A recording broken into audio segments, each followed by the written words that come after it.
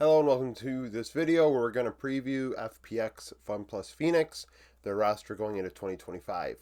Currently I have them ranked 13th out of 16 teams going into the season based off of last year's stats.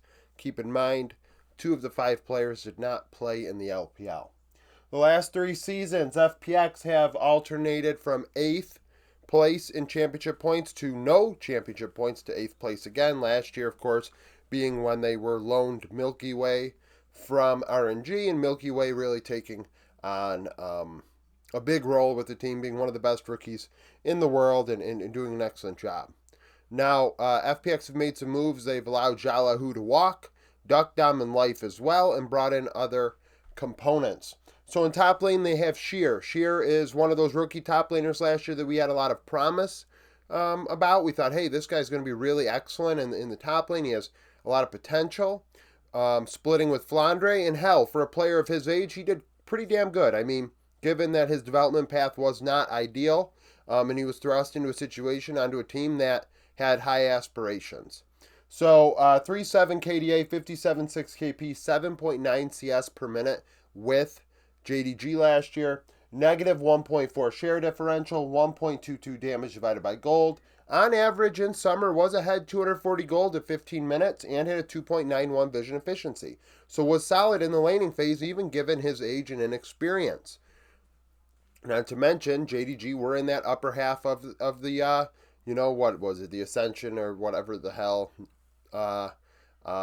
system, crazy-ass schedule they had in the LPL last season. 13 champions, 52 games. 12th in top laners last season based on stats, so ranked 12th. So for a rookie, that is what it is. There are 16 top laners, and he ranked 12th out of them. 19 years old. Kaysante, Jax, or Necton account for 58% of his games. Behind him is SYJJ, a PCS resident, and has no games played last season. Played in the PCL 2 years ago, which was PCS's development league. Sorrow is promoted to the main roster. Sorrow had a 4.3 KDA and a 77.6 KP last season, 6.2 CS per minute. So over 3 out of every 4 kills, almost 4 out of every 5. Very involved in his team's success. Probably was the shot caller with that squad, and I expect him to do so on this one. Rookie players, it is what it is. We'll see how he does. Unfortunately, some people are going to compare him to Milky Way, and they shouldn't. I think that would be probably one of the most foolish things somebody could do. And at the same time, he's got big shoes to fill. So let's see if he does well, if he does decent, and shows growth throughout the season.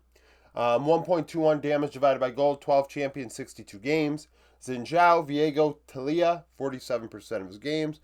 The backup is I had no games last season. Mid laner is Care. And crazily enough, Care is the most experienced player on the team despite being only 20 years old, which is going to surprise a lot of people because he's been playing for what seems like years, and he has. But he's still on the lower end of these mid laners in LOL esports in terms of age. He still has a lot of growth. There were rookies last season that were 24 years old in Tier 1. And then there was Care at 20 years old, and we're already writing him off. It's truly mind-boggling. Does he leave a lot to be desired? Yes. Being the oldest and most experienced, not the oldest, but the most experienced player on the team is definitely a question mark for sure in team development. But, let's see if he can continue to get better. 3.3 KDA, 65.3 KP, 8.9 CS per minute. 2.6 share differential, 1.45 damage divided by gold. Down 110 gold at 15 minutes in summer, a 2.76 vision efficiency. 20 champions in 90 games, ranked 9th amongst mids in the LPL last season. 20 years old. Corky Azir Tristana, 46% of his games. Behind him is Mentality. Mentality only played 5 games this past season. 1.7 KDA, 60 KP, 7.9 CS per minute. A 1.29 return on investment, and played a different champion every game. No real threat there for playing time.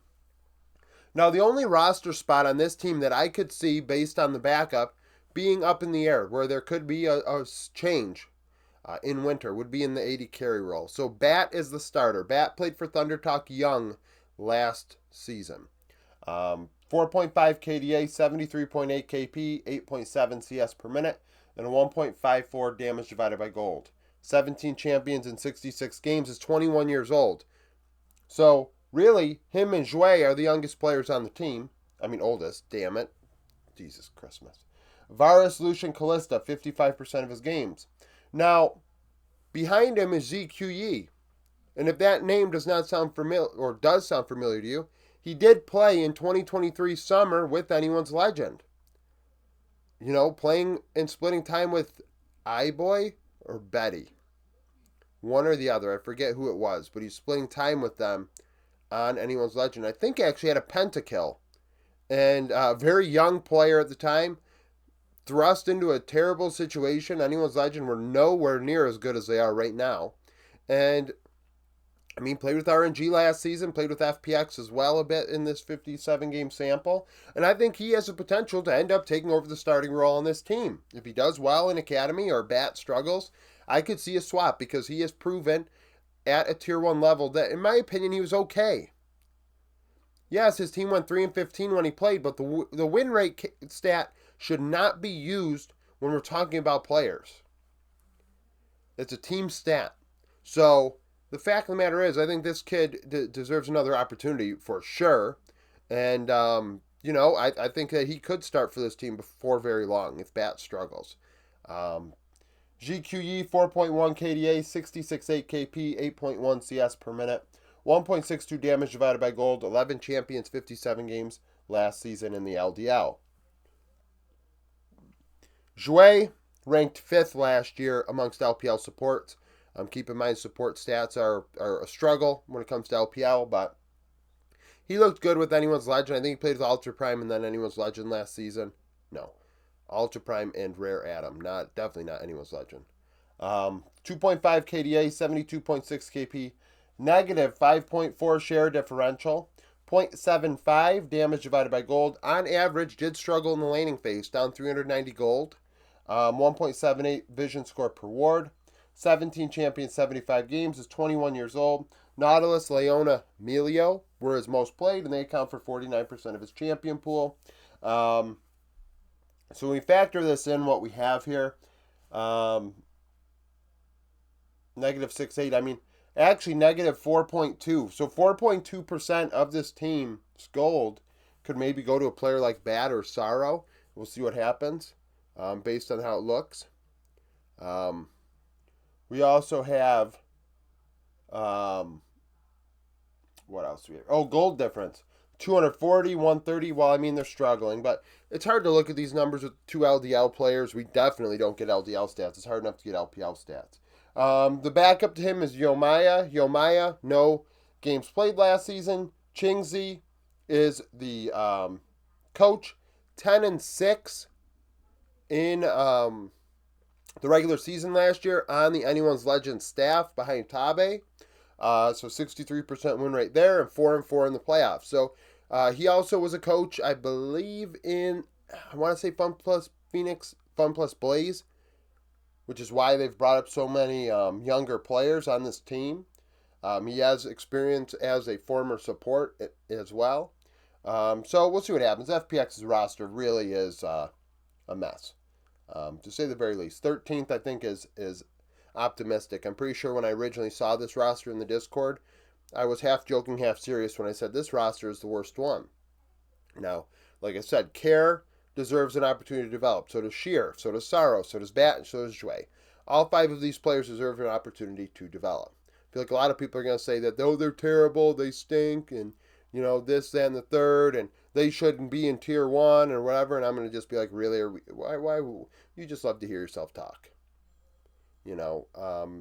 So, I mean, like I said, this team is going to have a lot of development to do.